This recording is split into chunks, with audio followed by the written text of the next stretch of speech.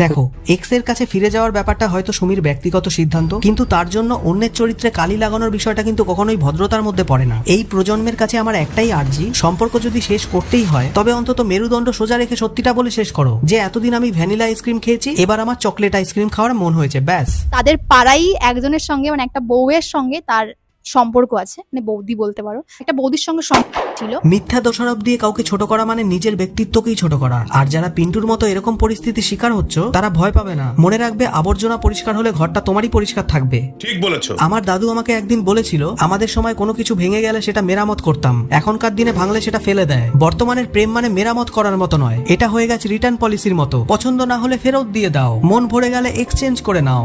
সালে মজাক বানা কে রাখতে কেন নষ্ট করলে তুমি আমার জীবন? আমার 3টে বছর নষ্ট না করলে আমার আজকে কি না কি থাকতো আমার কাছে। কিন্তু তুমি আমার 3খানা বছর নষ্ট করলে, নিজের আখের সব কিছু গুছিয়ে নিয়েছো, তাই তো? এখন একটা কথাই মুখ থেকে বের হয়, তো আমি বেঁচে গেছি, সত্যি কথা বলছি, আমি বেঁচে গেছি ওই মেয়ের হাত থেকে। এটা কলিযুগ ভাই, তুমি ভাবছো তোমার মালটা টিকে যাবে? গোষ্ঠীর দুধে।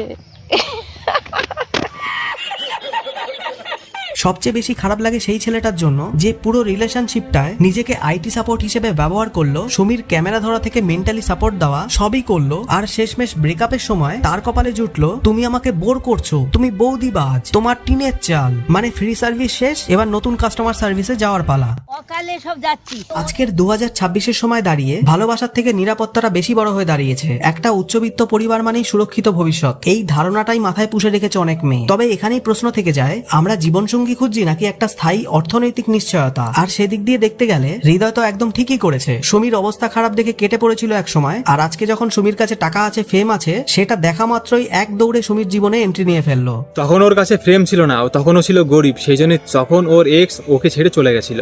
আর এখন টাকা আর ফ্রেম হওয়ার পরপরই ওর এক্স ওর জীবনে একদম চলে আসলো তাড়াতাড়ি। এতে ভুল তো কিছু করেনি সেও, কেননা আজকের দিনে ভালোবাসা মানে আর্থিক সচ্ছলতায় মোড়া ছেলে বা মেয়ের জীবন। যখন ফ্রেম হয়নি তখন ওর এক্স ওকে ছেড়ে পালিয়েছে, আর 3 বছর ধরে আমাকে ইউজ করে ও কোটি টাকার মালিক হয়ে গেছে। এখন কোটি টাকার যখন মালিক হয়েছে তখনই ওর এক্স ফিরে এসছে ওর জীবনে, ফ্রেম আর টাকার লোভে।